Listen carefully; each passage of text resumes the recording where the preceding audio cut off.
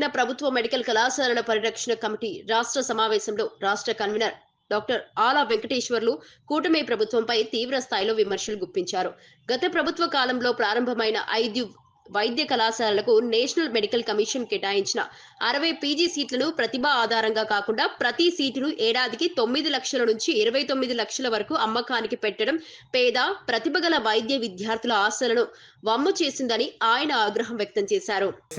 వాగ్దానం చేసినటువంటి ఈ కూటమి నాయకులు ఈరోజు ఆ మాట తప్పి వీళ్ళే అమ్మకం చేయటం అనేది చాలా దారుణమైన విషయం. ఒక విధంగా చూసినట్లయితే ఆ రోజు సీట్లు అమ్మే పరిస్థితి తీసుకొచ్చారు. రేపు తెలుగుదేశం పార్టీ అధికారంలోకి వచ్చిన వెంటనే నిరుపేదలకి మళ్ళీ ఆ మెడికల్ సీట్లు మేము అందజేస్తాము. ఈ జీవో ఏదైతే ప్రభుత్వం తీసుకొచ్చిందో మొదటి 100 రోజుల్లో రద్దు చేసే బాధ్యత మీ లోకేష్ తీసుకుంటాడని ఈ సభాముఖంగా నేను నీకు హామీ ఇస్తున్నా తల్లి. మరి ఆ లోకేష్ గారు ప్రభుత్వం వచ్చిన తర్వాత 100 రోజుల్లో ఆ జీవోలని రద్దు చేస్తాము, పేద విద్యార్థులందరికీ మెడికల్ సీట్లు ఇచ్చేటువంటి బాధ్యత మీ లోకేష్ తీసుకుంటాడని చెప్పేసి ఘంటాపదంగా చెప్పడం జరిగింది.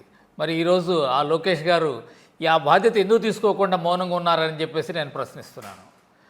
ఇవాళ ఆ వచ్చిన 60 సీట్లో కూడా మనం ఆల్ ఇండియా కోటాకి 50% ఇవ్వాలి. అంటే 30 సీట్లు ఆల్ ఇండియా కోటాకు పోతాయి, మిగిలింది మనకు 30 సీట్లు. ఆ 30 సీట్లలో మళ్ళీ ఇంకొక సగం సీట్లు అంటే 15 సీట్లు పేమెంట్ సీట్లుగా పెట్టారు. పేమెంట్ సీట్లు ఇవ్వటం ఇక మన రాష్ట్ర విద్యార్థులకు మిగిలింది కేవలం 60 సీట్లో 15 సీట్లు మాత్రమే మిగిలినాయి. ఇంత దారుణమైనటువంటి పరిస్థితి చూడండి. కాబట్టి ఒక 15 సీట్లు విద్యార్థులకు ఇవ్వడానికి కూడా వీళ్ళకి మనసొప్పక దాన్ని కూడా అమ్మకానికి పెట్టేసి దాని మీద కూడా డబ్బు సంపాదించాలనే అటువంటి ఆలోచన చాలా దుర్మార్గమైనటువంటిది. కాబట్టి దీన్ని పూర్తిగా వ్యతిరేకించి ఈ మెడికల్ సీట్లు పూర్తిగా కూడా కన్వీనర్ కోటాలనే భర్తీ చేయాలని చెప్పేసి ఆంధ్రప్రదేశ్ ప్రభుత్వ మెడికల్ కాలేజీల పరిరక్షణ కమిటీ డిమాండ్ చేస్తోంది.